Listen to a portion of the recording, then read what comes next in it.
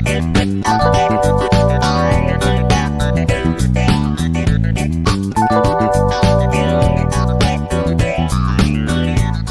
datang di podcast MTSN 3 Kota Surabaya, ruang di mana kata-kata menjadi jembatan dan obrolan sederhana menjadi bermakna.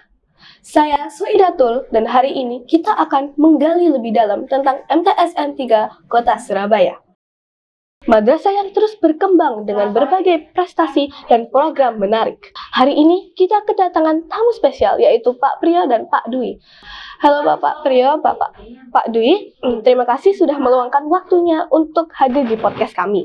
Pak Dwi, bisa Bapak ceritakan sedikit tentang profil MTSN 3 Kota Surabaya dan keunggulan yang membedakan madrasah ini dari sekolah lainnya?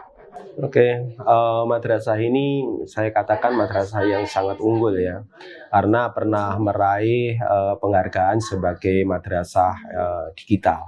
Jadi terus kemudian yang terbaru madrasah ini menonjolkan sisi moderasi beragamanya.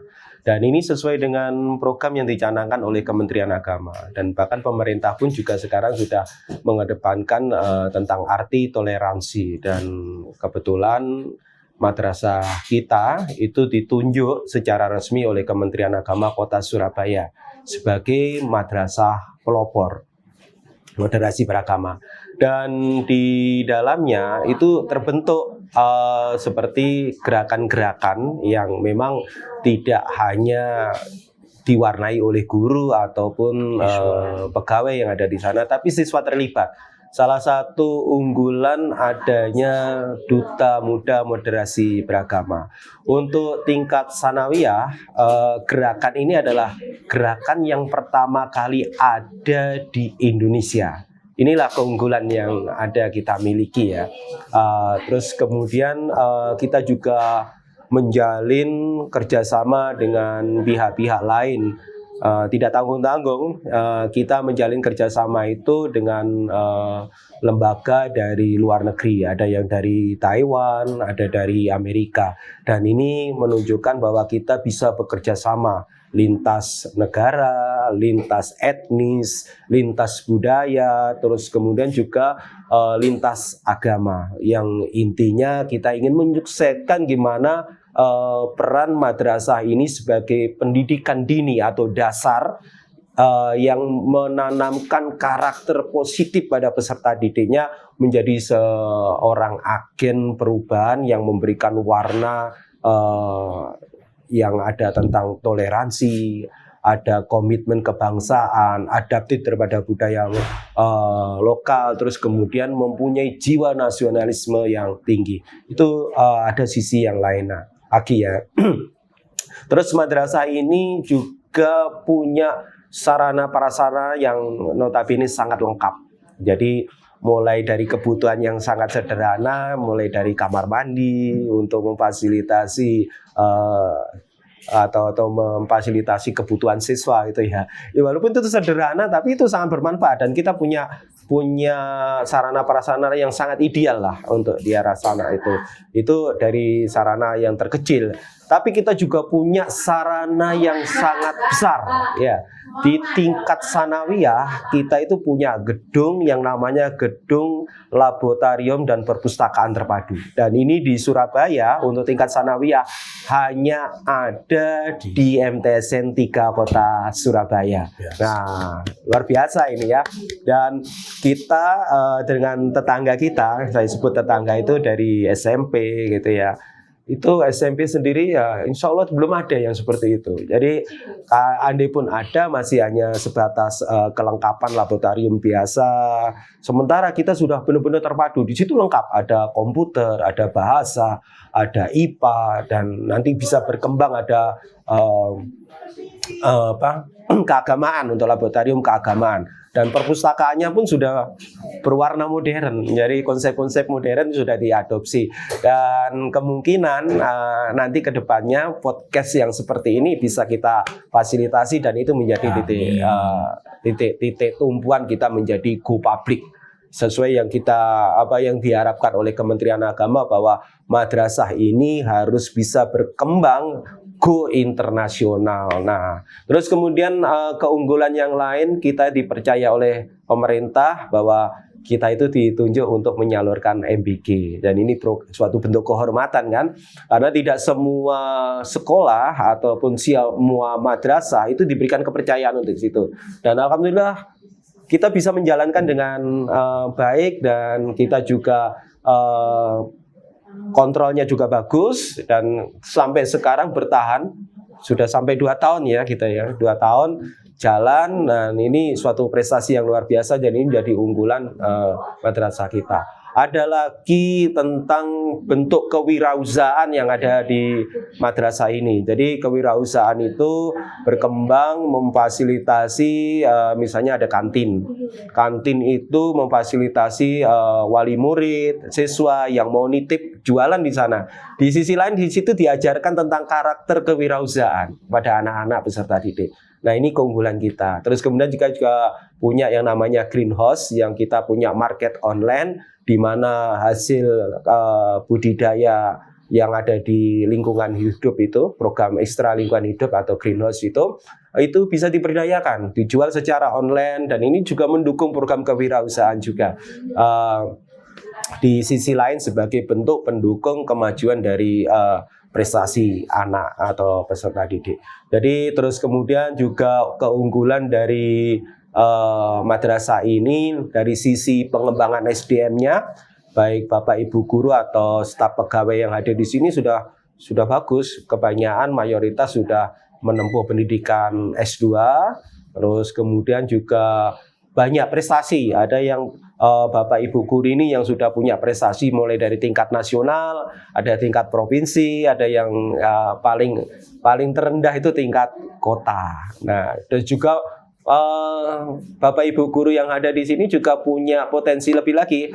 Mereka punya pengabdian di masyarakat, menjadi wasit, ya, jadi pelatih, terus kemudian juga menjadi instruktur dan lain-lain. Itu kalau kita mau membicarakan tentang keunggulan dari Madrasah MTSN Negeri 3 Kota Surabaya, tidak akan ada habisnya, gitu ya. Tapi nanti bisa dilihat langsung aja lah, datang dan kita welcome. Nanti kalau misalnya mau hadir di sini, mau mengadakan penelitian di sini, untuk siapapun kita welcome, gitu. Baik, jawaban yang begitu luar biasa. Jadi MTSN 3 Kota Surabaya ini termasuk sekolah ideal ya bagi para remaja. Ideal. Baik, untuk Pak Priyo, selain kegiatan akademik, program apa saja yang menjadi unggulan di MTSN 3 Kota Surabaya? Oke, baik. Selain kegiatan akademik di MTSN 3 Kota Surabaya, kita juga memiliki banyak agenda atau kegiatan, dan itu salah satunya adalah ekstrakurikuler. Jadi keunggulan MTSN 3 Kota Surabaya yang sudah banyak dijelaskan oleh Pak Dwi, kita juga punya program untuk mendukung karakter siswa melalui kegiatan ekstrakurikuler. Jadi di situ adalah wadah minat pengembangan siswa terkait apa yang dimiliki mereka. Misalkan nanti seperti ini podcast kita akan sediakan ketika nanti di bangunan baru kita sudah tersedia, itu akan lebih berkembang lagi. Yang sudah bahkan kita memiliki banyak prestasi. Nah, itu salah satunya untuk mengembangkan karakter peserta didik. Contoh misalkan di silat, tinju itu bahkan tingkat nasional. Ya, jadi kita mewadahi anak-anak peserta didik kita di MTSN Negeri 3 Kota Surabaya ini mengembangkan banyak prestasi, mengembangkan atau menggali minat anak-anak supaya bisa dikembangkan lebih jauh lagi bahkan ke tingkat internasional. Salah satunya juga banyak ya, PMR, terus ada lagi Paskibraka juga tingkat kabupaten kota, provinsi, nasional, terus ada lagi olahraga yang baru. Nah, kita memiliki inovasi. Jadi di samping akademik, kita juga mengembangkan inovasi pembelajaran. Seperti yang belum pernah ada di madrasah manapun, bahkan di kota Surabaya ini adalah inovasi di bidang olahraga. Ya, seperti itu. Bahwasanya olahraga apa? Woodball. Woodball ini adalah olahraga yang belum dimiliki di MTS manapun. Ya, khususnya di kota Surabaya ini.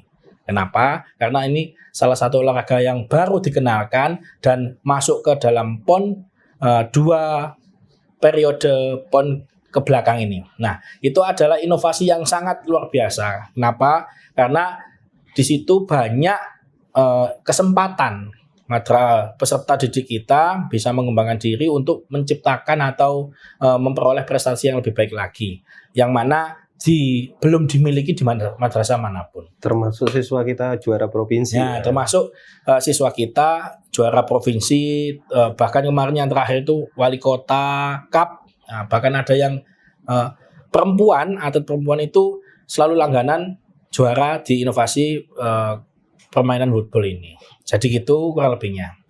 Masya Allah, selain memiliki keunggulan yang begitu banyak di madrasah, ternyata banyak sekali ya prestasinya ya. Ya.